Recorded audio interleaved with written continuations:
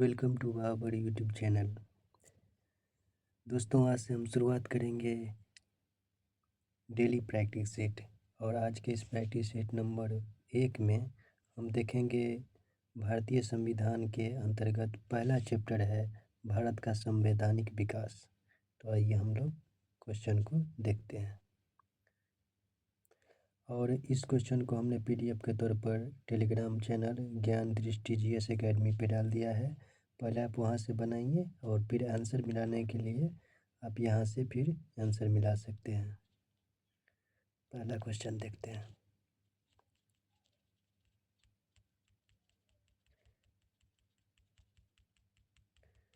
East India company को बंगाल, बिहार और उड़ीसा के दीवानी अधिकार कब सौंपी गई? ईस्ट इंडिया कंपनी को बंगाल, बिहार और उड़ीसा की दीवानी कब सौंपी गई? 1599 ईस्वी, 1765 ईस्वी, 1773 ईस्वी, 1792 ईस्वी। क्वेश्चन है, ईस्ट इंडिया कंपनी को बंगाल, बिहार और उड़ीसा के दीवानी अधिकार कब सौंपी गई? 1599 ईस्वी, 1765 ईस्वी, 1773 ईस्वी, 1792 ईस्वी। तो आंसर है 1765 ईस्वी में।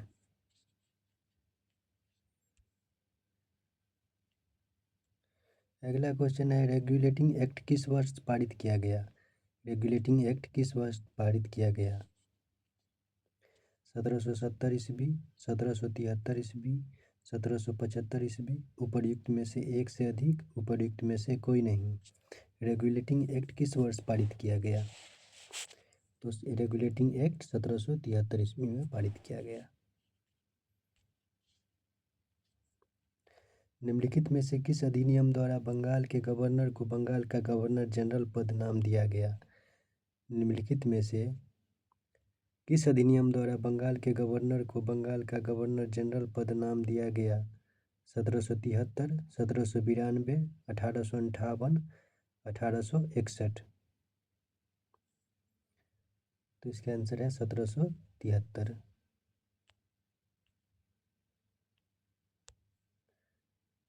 निम्नलिखित में से किस अधिनियम द्वारा मद्रास एवं मुंबई के गवर्नर बंगाल के गवर्नर जनरल के अधीन हो गए?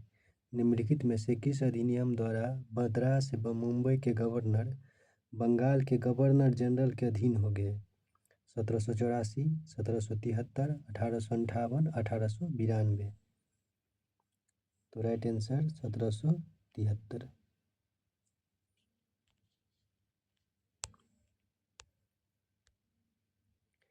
निम्नलिखित में से किस अधिनियम ने कंपनी को भारत के राजस्व, नागरिक एवं सैन्य मामलों की जानकारी ब्रिटिश सरकार को देना अनिवार्य कर दिया गया? निम्नलिखित में से किस अधिनियम ने कंपनी को भारत के राजस्व, नागरिक एवं सैन्य मामलों की जानकारी ब्रिटिश सरकार को देना अनिवार्य कर दिया? 1773, 1858, 1833, 1813। 1773 के अधिनियम के द्वारा।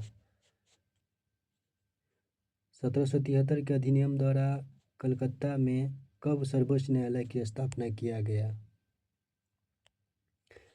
1773 के अधिनियम द्वारा कलकत्ता में कब सर्वोच्च न्यायालय की स्थापना किया गया? 1773, 1774, 1775, 1776। 1774 ईस्वी में।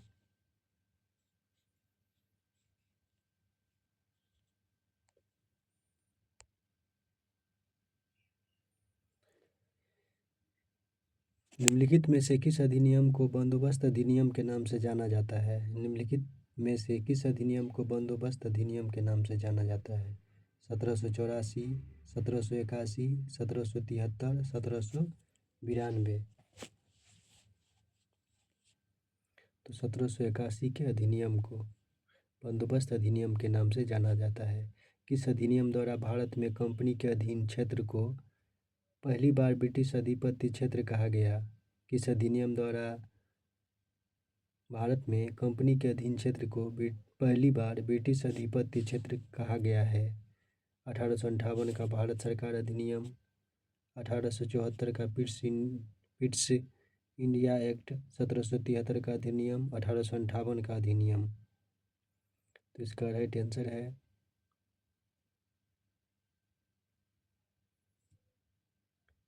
1784 का Pitt's India act.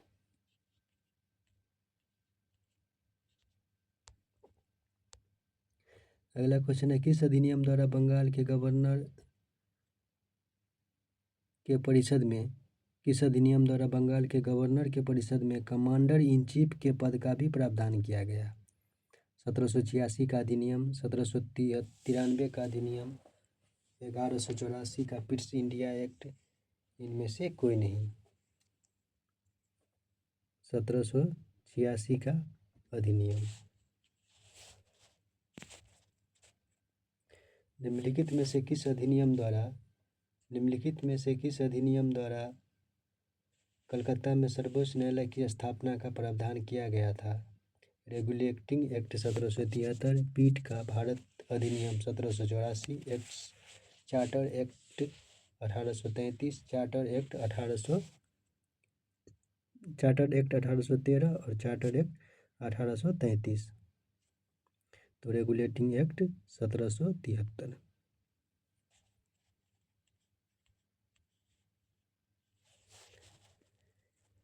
Pitt's India act किस वर्ष पारित किया गया? पिट्स इंडिया एक्ट किस वर्ष पारित किया गया?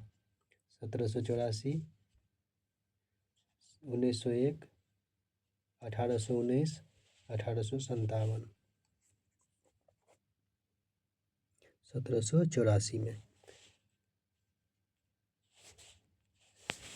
किस अधिनियम के द्वारा ब्रिटिश संसद ने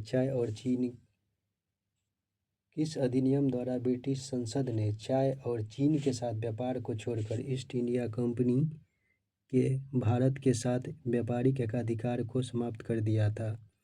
1813 का चार्टर अधिनियम, 1833 का चार्टर अधिनियम, 1853 का चार्टर अधिनियम, 1873 का चार्टर अधिनियम।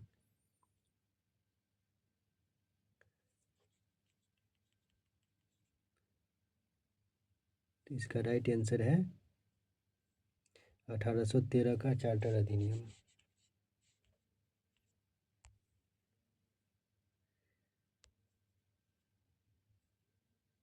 ब्रिटिश संसद के किस अधिनियम ने भारत में व्यापार पर ईस्ट इंडिया कंपनी के अधिकार को समाप्त कर किया?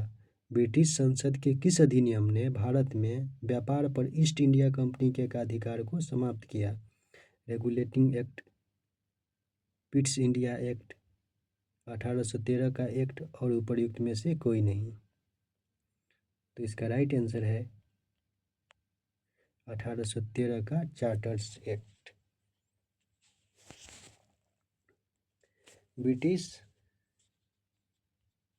ब्रिटिश मिशनरियों को भारत में बसने की अनुमति प्रदान की गई। ब्रिटिश मिशनरियों को भारत में बसने की अनुमति प्रदान की गई पिट्स इंडिया एक्ट 1784 द्वारा, 1773 के रेगुलेटिंग एक्ट द्वारा, 1793 के चार्टर एक्ट द्वारा, 1813 के चार्टर एक्ट द्वारा। 1813 के चार्टर एक्ट द्वारा।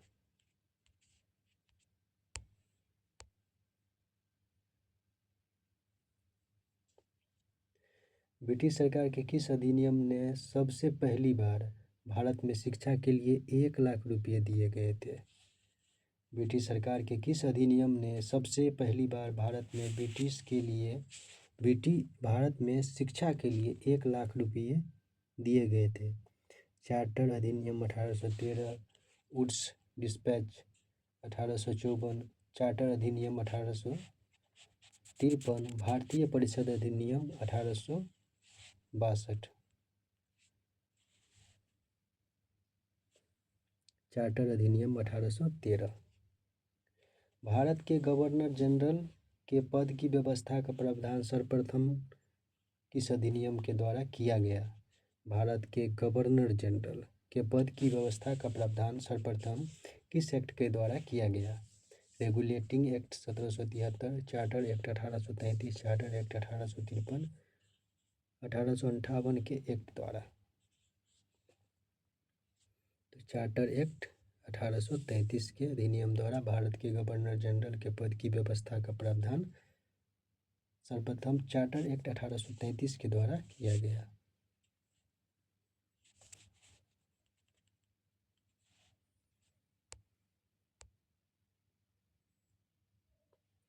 किस अधिनियम द्वारा भारत की स्थानीय सरकारों को व्यक्तियों पर टैक्स लगाने के लिए अधिकृत किया गया? 1833 का अधिनियम, 1813 का अधिनियम, 1893 का अधिनियम, 1935 का अधिनियम। तो 1813 का अधिनियम। निम्नलिखित में से किस अधिनियम द्वारा भारतीय केंद्रीय विधान परिषद में स्थानीय प्रतिनिधित्व प्रारंभ किया गया?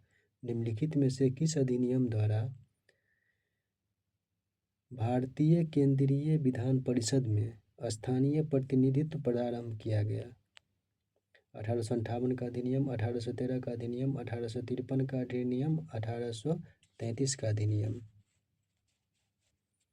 तो 1853 का अधिनियम के द्वारा।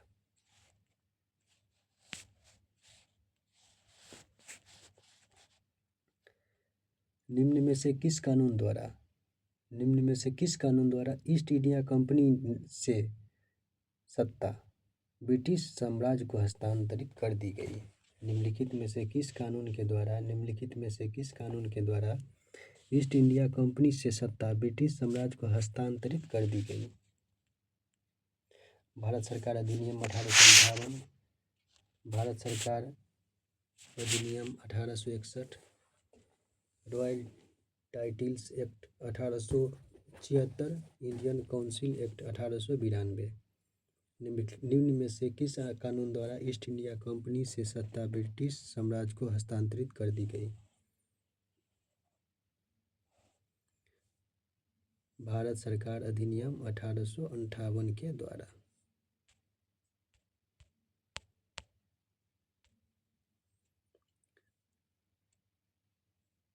निम्न में से किसके द्वारा भारत के लिए सेक्रेटरी ऑफ स्टेट का पद सृजित किया गया? निम्नलिखित में से किसके द्वारा भारत के लिए सेक्रेटरी ऑफ स्टेट का पद सृजित किया गया? द काउंसिल एक्ट 1861, भारत सरकार अधिनियम 1858, मार्ले मिंटो सुधार, मॉन्टेग्यू चेम्सफोर्ड सुधार।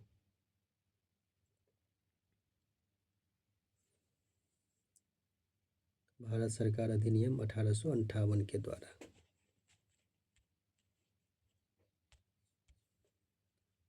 वह कौन सा अधिनियम था जिसने भारत में सत्ता ब्रिटिश ईस्ट इंडिया कंपनी से ब्रिटिश क्राउन में हस्तांतरित की थी?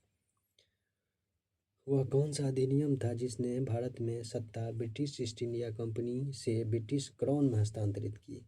भारत सरकार अधिनियम 1833, भारत सरकार अधिनियम 1835, भारत सरकार अधिनियम 1947, भारत सरकार अधिनियम 1858।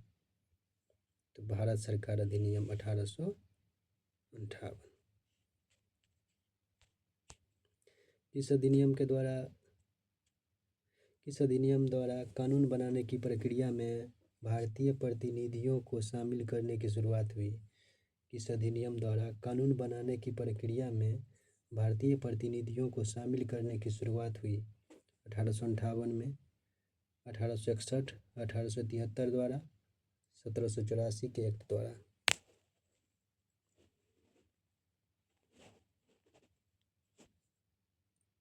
1861 के एक्ट द्वारा। किस अधिनियम द्वारा लॉर्ड कैनिंग द्वारा शुरू की गई पोर्टफोलियो प्रणाली को मान्यता प्रदान किया गया?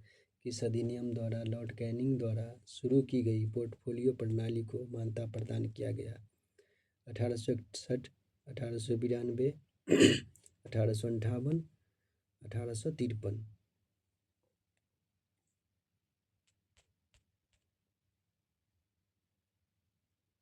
1861।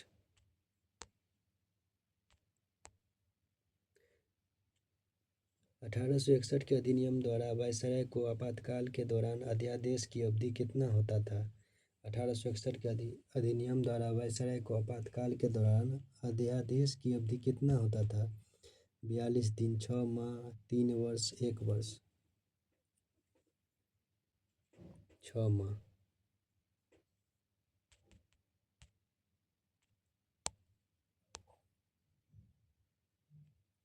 निम्नलिखित में से किस अधिनियम द्वारा भारत के गवर्नर जनरल को अध्यादेश जारी करने की शक्ति प्रदान की गई?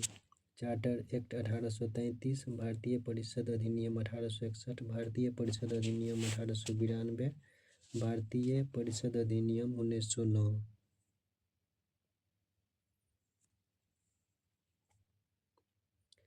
भारतीय परिषद अधिनियम 1861। किस अधिनियम द्वारा केंद्रीय और प्रांतीय विधान परिषदों में अतिरिक्त सदस्यों गैर सरकारी की संख्या बढ़ाई गई? किस अधिनियम द्वारा केंद्रीय और प्रांतीय विधान परिषदों में अतिरिक्त सदस्यों गैर सरकारी की संख्या बढ़ाई गई?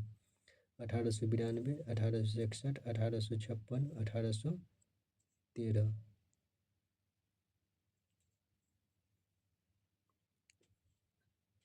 1892। निम्नलिखित में से किस अधिनियम के अंतर्गत भारतीय विधान परिषद को बजट पर बहस करने की शक्तियां प्राप्त हुई? भारतीय परिषद अधिनियम 1861, भारतीय परिषद अधिनियम 1892, भारतीय परिषद अधिनियम 1909, भारत सरकार अधिनियम 1919। भारत परिषद अधिनियम 1892।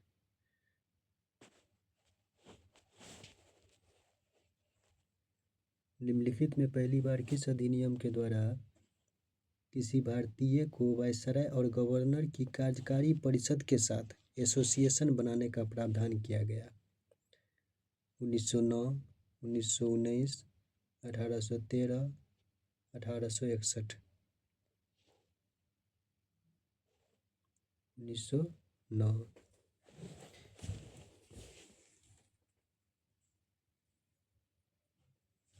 1909 के अधिनियम द्वारा वायसराय की कार्यपालिका परिषद में प्रथम भारतीय सदस्य के तौर पर किसे नियुक्त किया गया?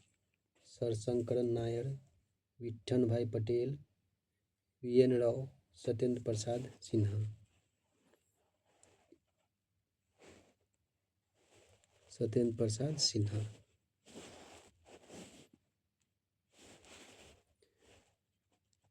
ब्रिटिश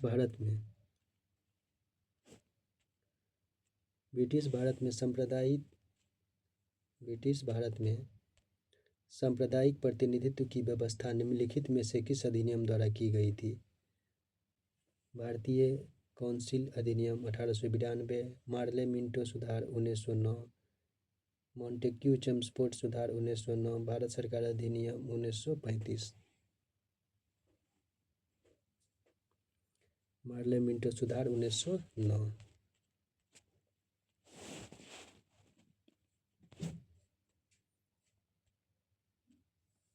1909 का अधिनियम संबंधित था पृथक मताधिकार क्षेत्र के लागू करने से, विकेंद्रीकरण से, द्वैध शासन से, विधान परिषद से। पृथक मताधिकार क्षेत्र के लागू करने से।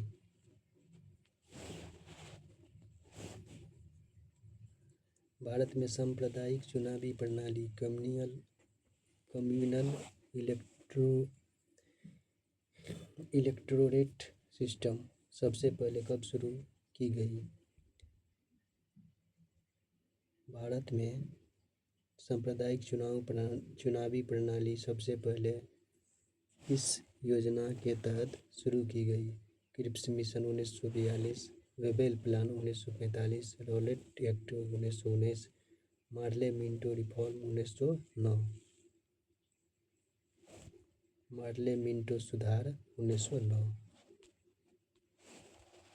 भारत में पहली बार सांप्रदायिक प्रतिनिधित्व की शुरुआत किसके द्वारा की गई? भारतीय परिषद अधिनियम 1892, मार्ले मिंटो सुधार 1909, मॉन्टेग्यू चेम्सफोर्ड सुधार 1919। उपरोक्त में से एक से अधिक, उपरोक्त में से कोई नहीं।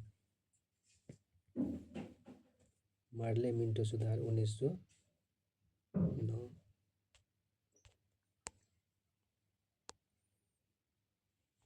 भारत में पहली बार सांप्रदायिक निर्वाचन प्रणाली कब आरंभ की गई? 1861, 1892, 1909 में, 1911 में। 1909 में।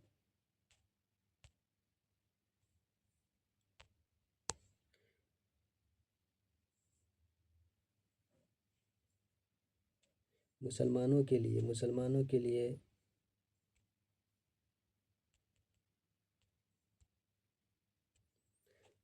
के लिए अतिरिक्त निर्वाचक मंडल प्रारंभ में किसके द्वारा लाया गया? क्रिप्स मिशन 1942, मार्ले मिंटो सुधार 1909, मॉन्टेग्यू चेम्सफोर्ड सुधार 1919, भारत सरकार अधिनियम 1935। मार्ले मिंटो सुधार 1909 के द्वारा। 1909 के इंडियन काउंसिल एक्ट में किस बात की व्यवस्था की गई थी? 1909 के इंडियन काउंसिल एक्ट में किस बात की व्यवस्था की गई थी? द्वैध शासन प्रणाली, सांप्रदायिक प्रतिनिधित्व, संघीय व्यवस्था, प्रांतीय व्यवस्था। सांप्रदायिक प्रतिनिधित्व।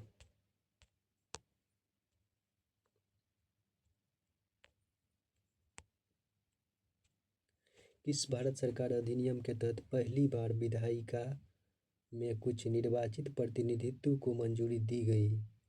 भारत सरकार अधिनियम 1858, 1909, 1919, 1935। भारत सरकार अधिनियम 1909 के तहत। किस अधिनियम ने प्रांतों में द्वैध शासन प्रणाली की स्थापना की? किस अधिनियम ने प्रांतों में द्वैध शासन प्रणाली की स्थापना की? 1935 का भारत सरकार अधिनियम, 1919 का भारत सरकार अधिनियम, 1861 का भारत परिषद अधिनियम, 1909 के मार्ले मिंटो सुधार। 1919 का भारत सरकार अधिनियम इज राइट आंसर।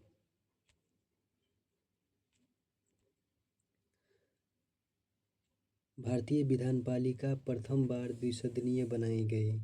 भारतीय विधानपालिका प्रथम बार द्विसदनीय बनाई गई 1892 के भारतीय काउंसिल एक्ट द्वारा, 1909 के भारतीय काउंसिल एक्ट द्वारा, 1919 के भारत सरकार अधिनियम द्वारा, 1935 के भारत सरकार अधिनियम द्वारा।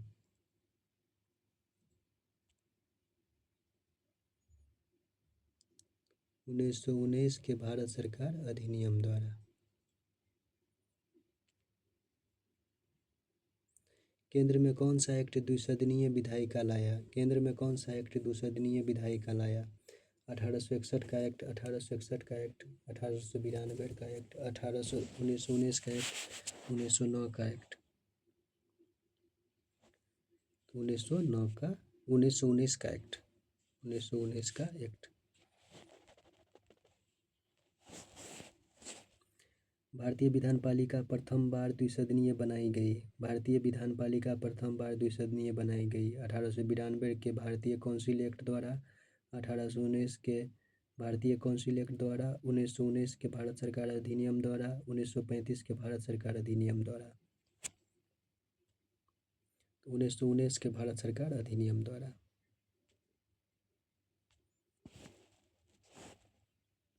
द्वैध शासन प्रणाली राज्यों में लागू की गई। द्वैध शासन प्रणाली राज्यों में लागू की गई 1919 के अधिनियम द्वारा, 1919 के 1909 के अधिनियम द्वारा, 1919 के अधिनियम द्वारा, 1935 के अधिनियम द्वारा, इनमें से कोई नहीं। 1919 के अधिनियम द्वारा। भारत में द्वैध व्यवस्था का प्रारंभ इस अधिनियम के अंतर्गत हुआ 1909 में, 1919 में, 1928 में, 1935 में। 1919 में।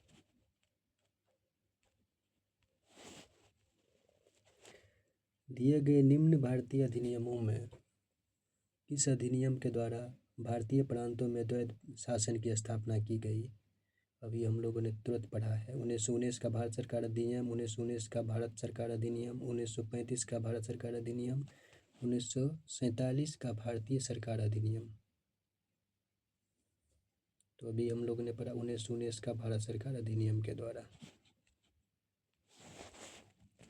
मॉन्टेग्यू चेम्सफोर्ड किस सुधार किस अधिनियम से संबंधित है? भारतीय परिषद अधिनियम 1861, भारत सरकार अधिनियम 1919, भारत सरकार अधिनियम 1935, भारतीय स्वतंत्रता अधिनियम 1947। तो भारत सरकार अधिनियम 1919।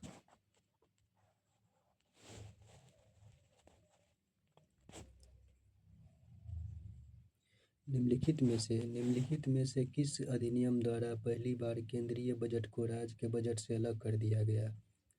निम्नलिखित में से किस अधिनियम द्वारा पहली बार केंद्रीय बजट को राज्य के बजट से अलग कर दिया गया? 1919, 1935, 1909, 1833।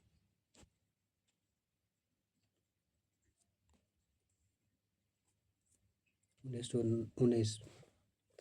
किस अधिनियम द्वारा वैधानिक आयोग का गठन किया गया जिसका कार्य प्रति 10 वर्ष बाद संवैधानिक सुधारों पर अपनी रिपोर्ट प्रस्तुत करना था? किस अधिनियम द्वारा वैधानिक आयोग का गठन किया गया जिसका कार्य प्रति 10 वर्ष बाद संवैधानिक सुधारों पर अपनी रिपोर्ट प्रस्तुत करना था? 1909, 1919, 1892, 1935।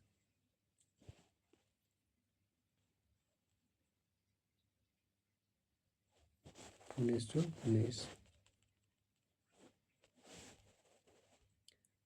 मॉन्टेग्यू चेम्सफोर्ड सुधार में प्रावधानों का सार था। मॉन्टेग्यू चेम्सफोर्ड सुधार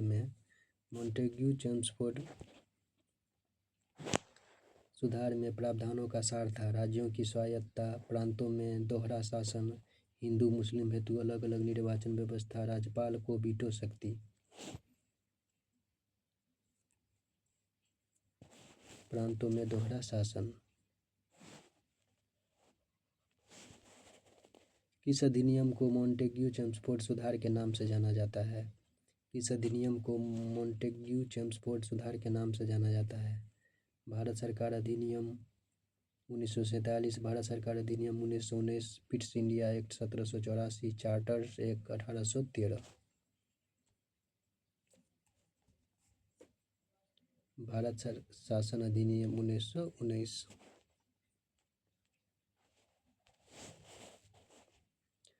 भारतीय विधान पालिका प्रथम बार द्विसदनीय बनाई गई। 1892 के भारतीय काउंसिल एक्ट द्वारा, 1819 के भारतीय काउंसिल एक्ट द्वारा, 1809 के भारतीय काउंसिल एक्ट द्वारा, 1935 के भारत सरकार अधिनियम द्वारा।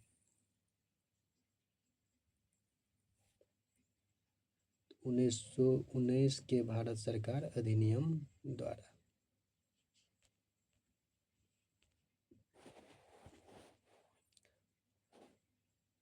1919 के अधिनियम द्वारा किस वर्ष लोक सेवा आयोग का गठन किया गया? 1919 के अधिनियम द्वारा किस वर्ष लोक सेवा आयोग का गठन किया गया? 1928, 1919, 1921, 1926।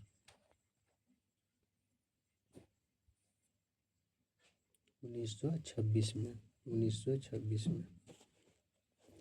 एक संघीय व्यवस्था और केंद्र में द्वैध शासन भारत में लागू किया गया। एक संघीय व्यवस्था और केंद्र में द्वैध शासन भारत में लागू किया गया। 1909 के अधिनियम द्वारा, 1919 के अधिनियम द्वारा, 1935 के अधिनियम द्वारा, उपर्युक्त में से कोई नहीं।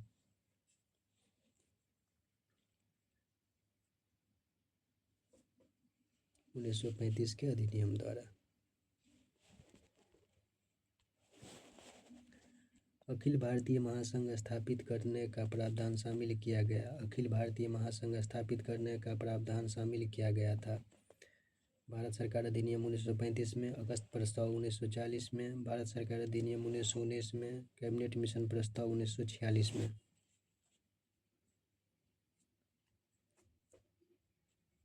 भारत सरकार अधिनियम 1935 में। निम्नलिखित में से किस अधिनियम ने भारत में संघीय शासन की व्यवस्था की गई? भारत सरकार अधिनियम 1909, भारत सरकार अधिनियम 1919, भारत सरकार अधिनियम 1935, भारत स्वाधीनता अधिनियम 1947।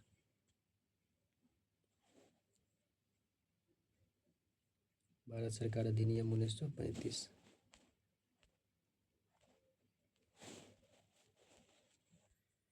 1935 के अधिनियम द्वारा स्थापित संघ में अवशेष शक्तियाँ किसको दी गई? 1935 के अधिनियम द्वारा स्थापित संघ में अवशेष शक्तियाँ किसको दी गई? संघीय विधानपालिका को, प्रांतीय विधान मंडल को, गवर्नर जनरल को, प्रांतीय गवर्नर को, गवर्नर जनरल को। भारत सरकार अधिनियम 1935 के तहत प्रस्तावित संघीय प्रणाली थी अखिल भारतीय संघ, भारतीय संघ, संयुक्त भारत, भारतीय परिसंघ। अखिल भारतीय संघ।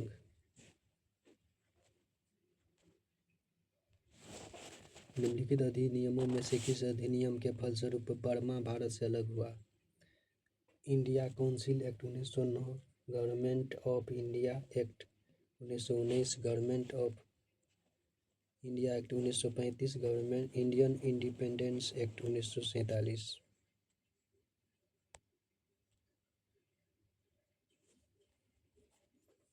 Government of India act 1935।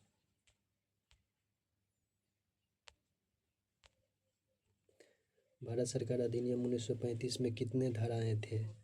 321, 395, 326, 335। 321।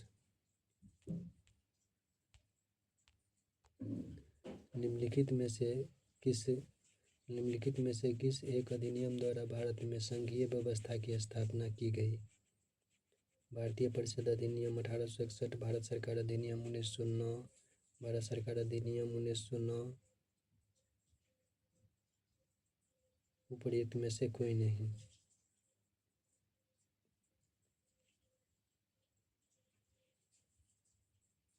उपर्युक्त में से कोई नहीं।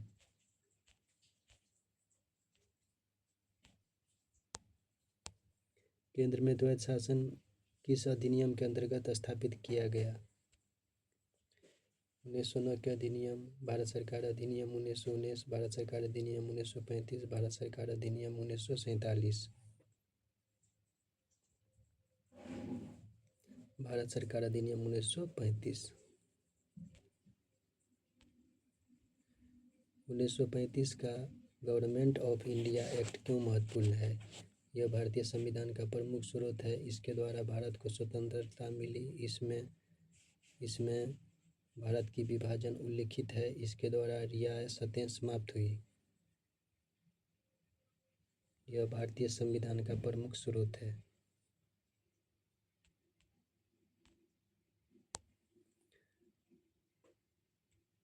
प्रांतीय स्वायत्तता का प्रावधान निम्न में से किसके अंतर्गत किया गया? 1935 का भारत सरकार अधिनियम, भारतीय स्वतंत्रता अधिनियम, मार्ले मिंटो सुधार। उपर्युक्त में से कोई नहीं। 1935 का भारत सरकार अधिनियम।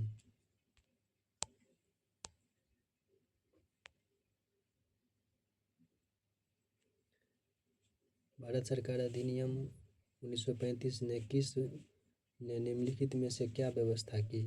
अखिल भारतीय एकात्मक व्यवस्था प्रदान की, अध्यक्षात्मक व्यवस्था प्रदान की, राज्यपाल की शक्तियों की व्याख्या की, अखिल भारतीय संघीय व्यवस्था का प्रबंध किया। अखिल भारतीय संघीय व्यवस्था का प्रबंध किया।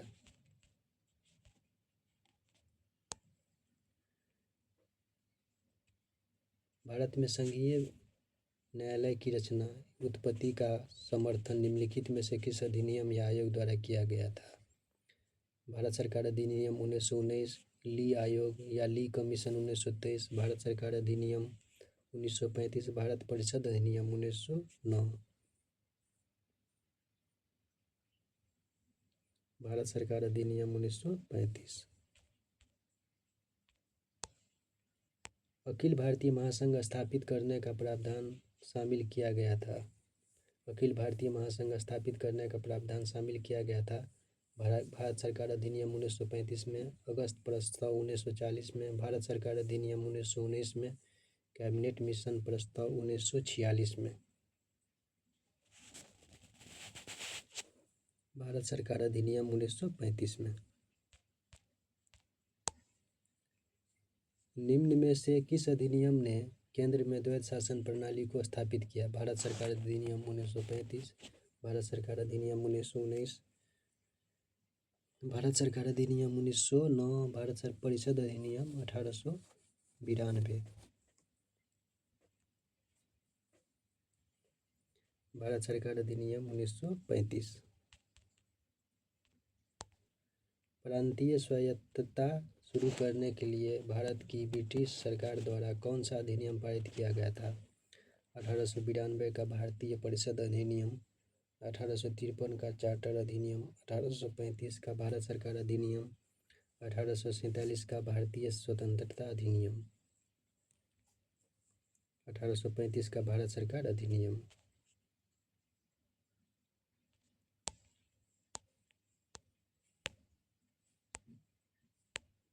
भारत सरकार अधिनियम 1935 द्वारा भारत सरकार अधिनियम 1935 द्वारा स्थापित संघ में अवशिष्ट शक्तियां किसे दी गई थी? संघीय विधानमंडल को, गवर्नर जनरल को, प्रांतीय विधानमंडल को, प्रांतीय राज्यपाल को। गवर्नर जनरल को। राष्ट्रपति की अध्यादेश निर्गत करने की शक्ति प्रेरित है। राष्ट्रपति की अध्यादेश निर्गत करने की शक्ति प्रेरित है। भारत सरकार अधिनियम 1919, भारत सरकार अधिनियम 1935, भारत सरकार अधिनियम 1909, भारत सरकार अधिनियम 1947। भारत सरकार अधिनियम 1935।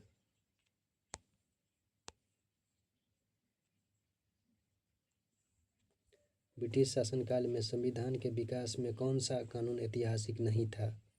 Regulating act 1773, charter act 1833, government of India act 1919, protection of civil rights act 1955।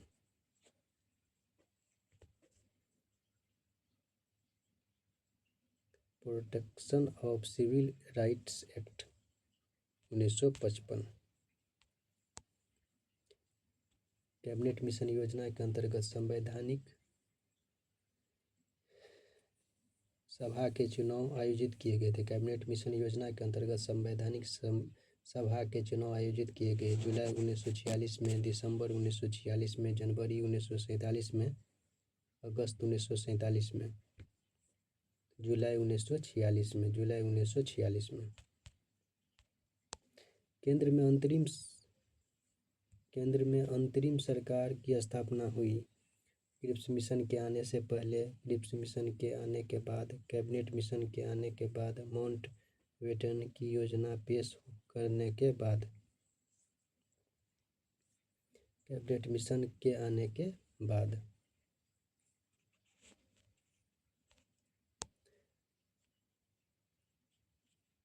उन्नीस 1946 में भारत में अंतरिम सरकार का मुखिया कौन था? डॉक्टर राजेंद्र प्रसाद, जवाहरलाल नेहरू, सी रामगोपालाचारी, लॉर्ड माउंटबेटन। Lord Mountbatten.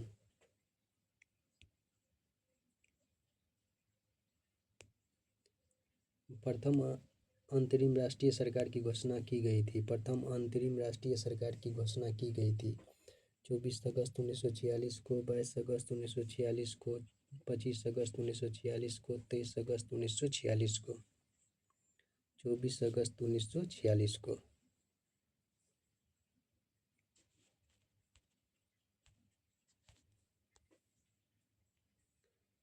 निम्नलिखित में से कौन अगस्त 1946 में गठित प्रथम अंतरिम राष्ट्रीय सरकार का सदस्य नहीं था?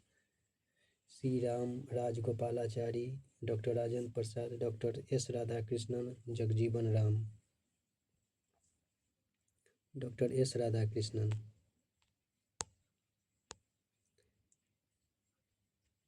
निम्नलिखित में से कौन अगस्त 1946 में गठित प्रथम अंतरिम राष्ट्रीय सरकार का सदस्य नहीं था? C Rajagopalachari, doctor Rajendra Prasad, doctor S Radhakrishnan, Jagjivan Ram. Doctor S Radhakrishnan.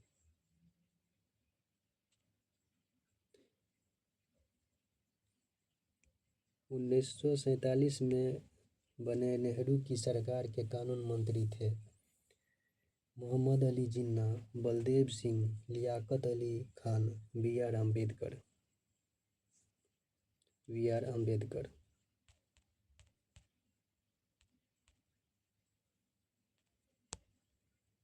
1946 में गठित अंतरिम सरकार में डॉक्टर राजेंद्र प्रसाद किस विभाग के मंत्री थे?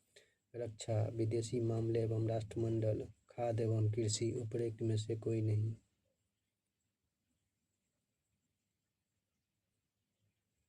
खाद्य एवं कृषि। स्वतंत्र भारत के प्रथम गृह मंत्री कौन थे? जवाहरलाल नेहरू, वल्लभ भाई पटेल, बी.आर. अम्बेडकर, सरोजिनी नायडू। वल्लभ भाई पटेल।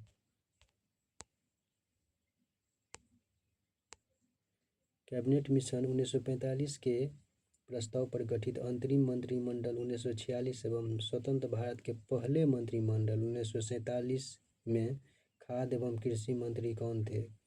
जॉन मथाई, राजेंद्र प्रसाद, जगजीवन राम, बलदेव सिंह। राजेंद्र प्रसाद। इनमें से कौन 1947 में स्थापित अंतरिम सरकार के सदस्य नहीं थे? डॉक्टर जॉन मथाई, सरदार बलदेव सिंह, अच्युत पटवर्धन, जगजीवन राम। अच्युत पटवर्धन। स्वतंत्र भारत के प्रथम गृह मंत्री थे पंडित जवाहरलाल नेहरू, सरदार वल्लभ भाई पटेल, गुलजारी लाल नंदा। इनमें से कोई नहीं। सरदार वल्लभ भाई पटेल।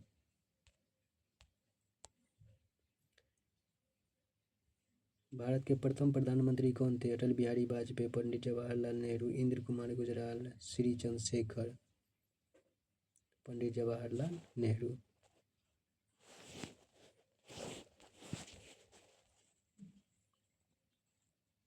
1773 का रेगुलेटिंग अधिनियम पहला कदम था जिसने विधायिका को कार्यपालिका से अलग किया, ब्रिटेन की संसद को भारत पर विधि बनाने का अधिकार पर बल दिया, न्यायपालिका को कार्यपालिका से अलग किया, विधि निर्माण को केंद्रीकरण किया।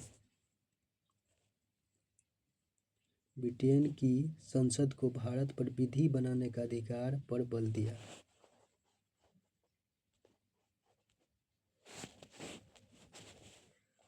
1773 के विनियमन अधिनियम के दोषों को दूर करने के लिए ब्रिटिश संसद द्वारा पारित किया गया कौन सा अधिनियम है जो ईस्ट इंडिया कंपनी अधिनियम 1784 के नाम से भी जाना जाता है? रेगुलेटिंग एक्ट 1773, 1861 का भारतीय परिषद अधिनियम, पिट्स इंडिया एक्ट, 1858 का भारत सरकार अधिनियम। Pitt's India act.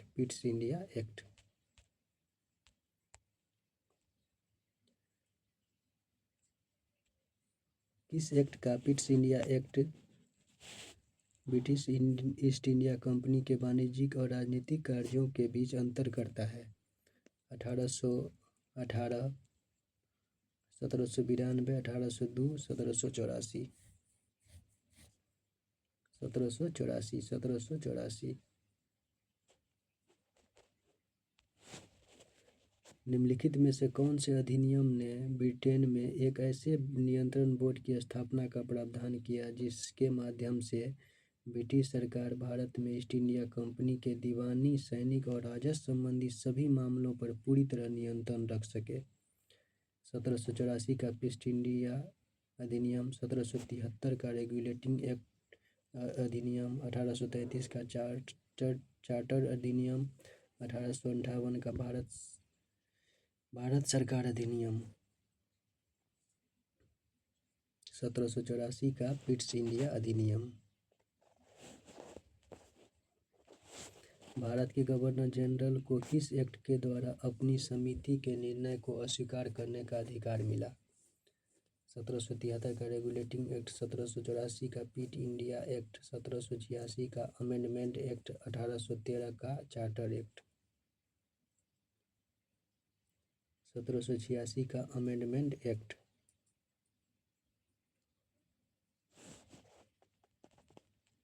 इस अधिनियम ने भारतीयों को अपने देश के प्रशासन में कुछ हिस्सा लेना संभव बनाया।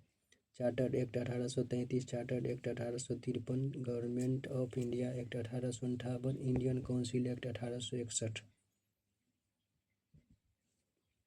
Charter act 1833, charter act 1833, charter act 1833।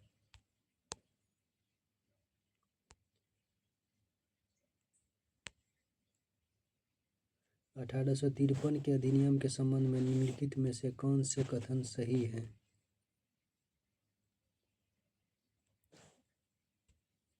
इसके द्वारा गवर्नर जनरल के नई विधान परिषद का गठन किया गया, जिसे भारतीय विधान परिषद कहा गया।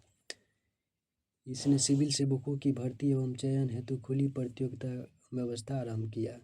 उपरोक्त में से कौन से या कौन सा कथन सही है या सही है? केवल एक, केवल दो, एक और दो दोनों, न तो एक और न ही दो। ए और बी दोनों सही हैं। निम्नलिखित कथनों पर विचार कीजिए। 1858 के अधिनियम द्वारा 15 सदस्यीय परिषद का गठन किया गया, जो किसी विषय पर निर्णय ले सकती थी।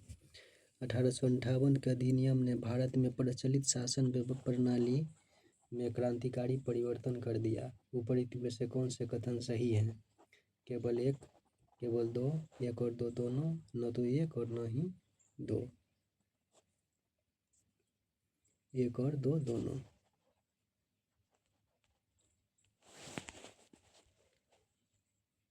निम्नलिखित कथनों पर विचार कीजिए। 1858 के अधिनियम द्वारा 15 सदस्यीय परिषद का गठन किया गया, जो किसी विषय पर निर्णय ले सकती थी। 1858 के अधिनियम ने भारत में प्रचलित शासन प्रणाली में क्रांतिकारी परिवर्तन कर दिया। उपरोक्त में से कौन से कथन सही हैं?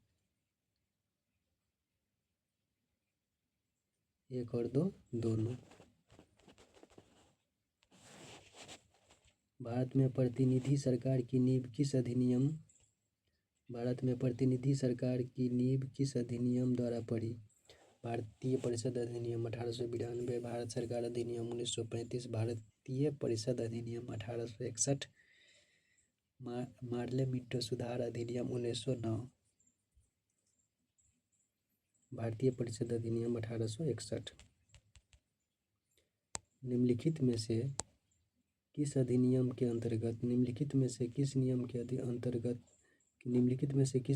के अंतर्गत भारतीय विधान परिषद को बजट पर बहस करने की शक्ति प्राप्त हुई?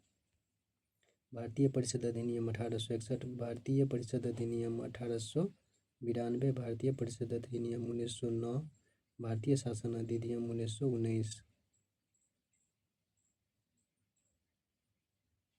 भारतीय परिषद अधिनियम 1892। निम्नलिखित में से किस अधिनियम में सिख, यूरोपियन और भारतीय क्रिश्चियनों के लिए सांप्रदायिक निर्वाचन शामिल है? 1833 का चार्टर एक्ट, 1909 का मार्ले मिंटो सुधार एक्ट, 1919 का भारत सरकार अधिनियम, 1935 का भारत सरकार अधिनियम, 1919 का भारत सरकार अधिनियम, 1919 का भारत सरकार अधिनियम, 1919 का भारत सरकार अधिनियम।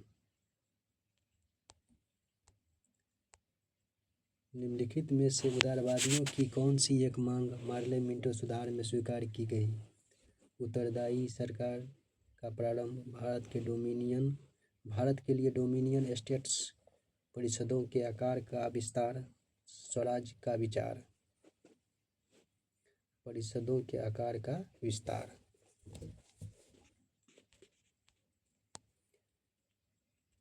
भारत का संविधान लागू होने तक स्वतंत्रता के पश्चात इसका शासन किसके अंतर्गत चलाया गया?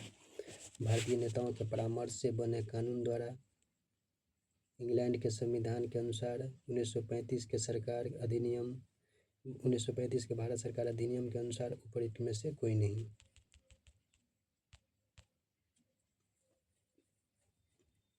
तो राइट आंसर सी 1935 के भारत सरकार अधिनियम के अनुसार कौन सुमेलित नहीं है?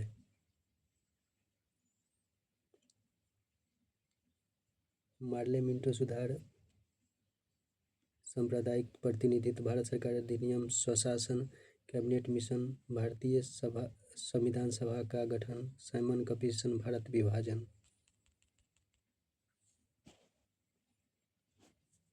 साइमन कमीशन, भारत विभाजन, ये सही नहीं है।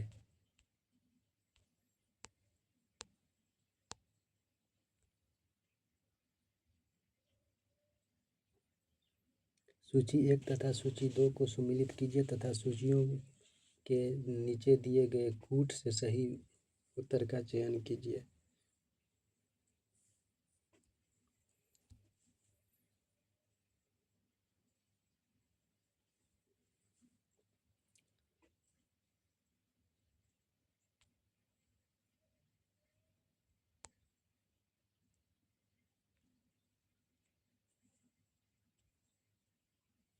तो इसका राइट आंसर है बी।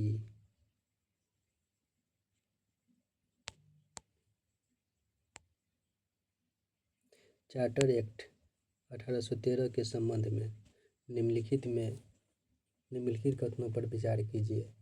इसने भारत में ईस्ट इंडिया कंपनी के व्यापार एकाधिपत्य को चाय का व्यापार तथा चीन के साथ व्यापार को छोड़कर समाप्त कर दिया। इसने कंपनी द्वारा ब्रिटिश में किए गए भारतीय राज्य क्षेत्रों पर ब्रिटिश राज्य या क्राउन की संप्रभुता को सुदृढ़ कर दिया। भारत का राजस्व ब्रिटिश संसद के नियंत्रण में आ गया था। उपरोक्त में से कौन से कथन सही है?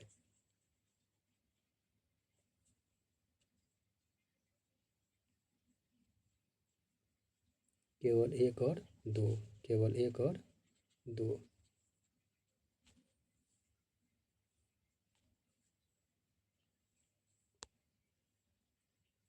भारतीय परिषद अधिनियम 1861 के संबंध में निम्न कथनों को पढ़कर सही विकल्प चुनें। इस अधिनियम के फलस्वरूप गवर्नर जनरल की कार्यपालिका परिषद में कुल सदस्य की संख्या 7 हो गई। विधि निर्माण के लिए अतिरिक्त सदस्यों की संख्या कम से कम 6 और अधिक से अधिक 12 कर दी गई। प्रांतीय और केंद्रीय विषयों में किसी तरह का भेदभाव नहीं रखा गया। उपर्युक्त में से कौन से कथन सही है?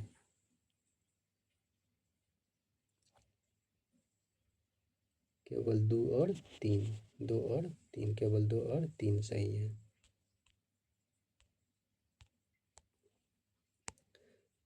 सूची 1 को सूची 2 से सम्मिलित कीजिए।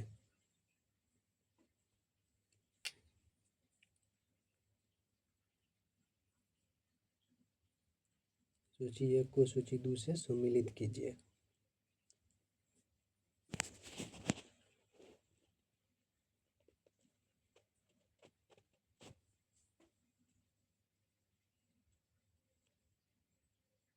आंसर ए सही है।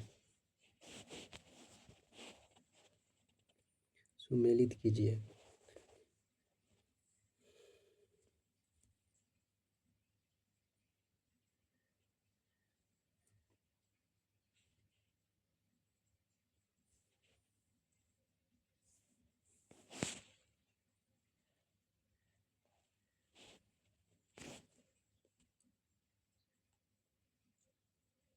ये सही है। 1919 के भारत सरकार अधिनियम की निम्नलिखित में से कौन सी प्रमुख विशेषताएं हैं? प्रांतों की कार्यकारिणी, सरकार में द्वैध शासन की व्यवस्था, मुसलमानों के लिए पृथक निर्वाचन मंडलों की व्यवस्था, केंद्र प्रांतों को विधायिनी शक्ति का हस्तांतरण। निम्नलिखित कूटों के आधार पर सही उत्तर का चयन कीजिए।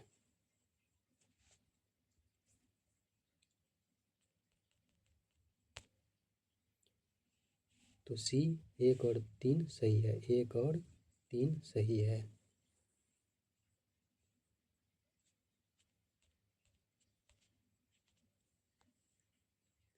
भारत सरकार अधिनियम 1919 में प्रांतीय सरकार के कार्य आरक्षित या रिजर्व और अंतरित ट्रांसफर्ड विषयों के अंतर्गत बांटे गए थे। निम्नलिखित में से कौन से आरक्षित विषय माने गए थे?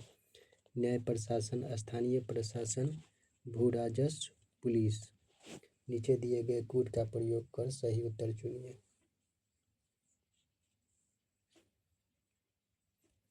1, 2, 3। भारतीय इतिहास के संबंध में द्वैध शासन डायरकी सिद्धांत किसे निर्दिष्ट करता है? भारतीय इतिहास के संबंध में द्वैध शासन सिद्धांत किसे निर्दिष्ट करता है? केंद्रीय विधानमंडल का 2 सदनों में विभाजन, 2 सरकारों अर्थात केंद्रीय और राज्य सरकारों का शुरू किया जाना, 2 शासक समुच्चय, एक लंदन में और दूसरा दिल्ली में होना, प्रांतों में प्रत्यायोजित विषयों का 2 प्रवर्गों में विभाजन। प्रांतों में प्रत्यायोजित विषयों का 2 प्रवर्गों में विभाजन।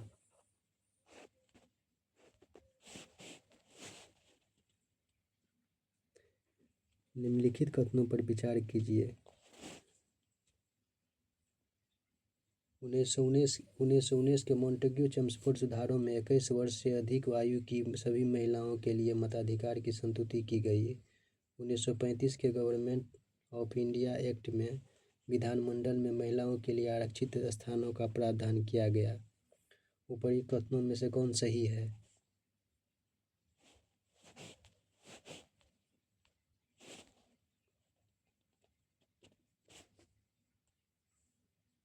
केवल 2। निम्न में से एक भारत सरकार अधिनियम 1935 की प्रमुख मुख्य विशेषताओं में से नहीं थी। इस अधिनियम में अखिल भारतीय महासंघ का प्रावधान था। अवशिष्ट विषय प्रांतीय विधायिकाओं को आवंटित किए गए थे। यह प्रांतीय स्वायत्तता के सूत्रपात का संकेत था। इसने प्रांतीय स्तर पर द्वैध शासन प्रणाली को समाप्त कर केंद्र में लागू किया।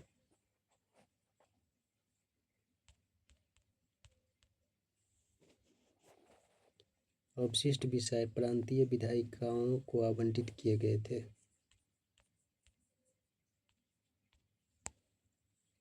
इंडियन काउंसिल एक्ट भारतीय परिषद अधिनियम 1861 के बारे में निम्नलिखित में से कौन से कथन सही हैं?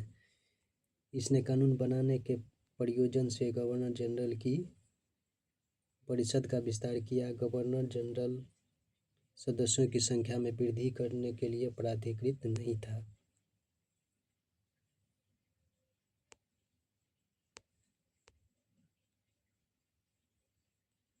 तो राइट आंसर केवल 1। Thank you for watching.